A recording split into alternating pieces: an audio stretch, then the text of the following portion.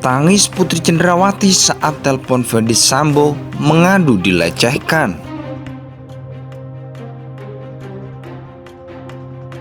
Dalam persidangan Brigadir Joshua ini, keyakinan hakim itu sangat penting sekali karena dengan bukti-bukti yang sudah dihilangkan, alat bukti juga, artinya keyakinan hakim, intuisi itu sangatlah menentukan sekali. Karena memang kan banyak yang bilang, bahkan Susno Duaji, terus juga beberapa ahli lainnya mengatakan motif itu sudah tidak penting karena mau motifnya A, B, C, dan D sudah jelas ada pembunuhan tersebut, sudah pasti itu akan terkena pasal. Tetapi ternyata kok apa yang dikatakan para pakar-pakar di bidang hukum tersebut berbeda dengan langkah strategis yang diambil oleh tim kuasa hukum Putri Candrawati dan juga Ferdy Sambo. Saya memperhatikan juga dakwaan terhadap Pak Sambo tadi ya.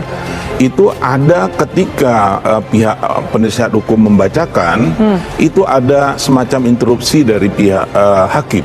Ini juga sesuatu hal yang saya membaca nih kemana nanti arahnya. Dikatakan itu sudah masuk kepada pokok perkara, materi perkara. Ada pengaruh apa sebenarnya interupsi dari hakim ini? Ya, Pak Ahyar? mengingatkan sebenarnya itu udah materi. Sementara eksepsi ini tidak materi. Nah, saya kira di sini pertarungan sudah dimulai, akan tetapi saya terus terang saja sangat kecewa betul terhadap apa yang telah dilakukan oleh institusi kepolisian, dalam hal ini Mabes Polri, tidak sungguh-sungguh benar membongkar betapa lembaga yang kita sangat cintai ini mampu membongkar dan membawa kasus ini secara terang benderang dan memudahkan supaya jaksa maupun hakim untuk menyidangkan perkara yang menghancurkan institusi kita ini. Senin, Cendrawati kepada suaminya Ferdy Sambo bahwa dirinya telah dilecehkan, berujung pada pembunuhan sadis Brigadir Nofriansah Yosua Huta Barat. Menangis ketakutan, Putri menghubungi suaminya pada Jumat 8 Juli 2022. Mengutip Detik X, Putri menghubungi Ferdy Sambo pada saat dini hari. Putri Cendrawati saat itu berbicara dengan nada ketakutan dan menangis. Ia mengaku telah diperlakukan tak senonoh oleh ajudan suaminya sendiri, Brigadir Yosua, di rumah mereka, Perum Cempaka, Residen Blok C3, Jalan Cempaka, Mertoyudan, Magelang, Jawa Tengah. Mendapati aduan istrinya, Ferdy Sambo murka. Saat itu Ferdy Sambo mengumpat dan berjanji akan memberikan pelajaran kepada Yosua. Namun Putri tak ingin kejadiannya yang menimpanya itu diketahui ajudan lain. Putri tak mau ada keributan, apalagi Yosua membawa pistol dan bisa bela diri. Ferdy Sambo lalu meminta istrinya segera pulang ke Jakarta hari itu juga. Selama istrinya dan rombongan dalam perjalanan dari Magelang ke Jakarta sebagai Kepala Divisi Profesi dan Pengamanan Polri kala itu, Sambo tetap beraktivitas seperti biasa di kantornya di Jalan Trunojoyo, Kebayoran Baru, Jakarta Selatan.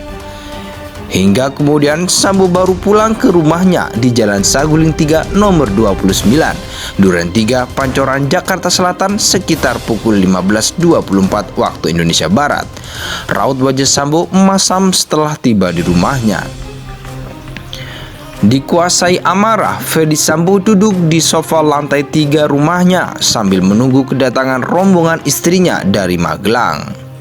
20 menit kemudian, rombongan Putri yang didampingi Bribka Riki Rizal Wibowo, Yosua, Barada Richard Eliezer, Pudihang Lumiu, asisten rumah tangga Kuat Ma'ruf, dan Susi pun tiba pada pukul 15.40. Dari serangkaian dakwaan terhadap Sambo, Putri, Riki, Richard, dan Kuat dalam kasus pembunuhan Yosua di Pengadilan Negeri Jakarta Selatan awal pekan ini. Diketahui bahwa begitu tiba, Putri langsung menemui Sambo di kamar pribadi mereka di rumah Jalan Saguling 3. Putri menceritakan kembali kejadian yang menimpanya di Magelang. Sambo yang semakin marah lalu mencari strategi untuk menghabisi nyawa Yosua. Ia lantas memanggil Riki melalui handi talki ke lantai 3. Kepada ajudannya yang paling senior itu, Ferdy Sambo bertanya tentang kejadian yang sebenarnya di Magelang. Namun Riki mengaku tak mengetahuinya sehingga Sambo menceritakan sesuai aduan istrinya. Pada kesempatan itu, Sambo bertanya apakah Riki berani untuk menembak Yosua.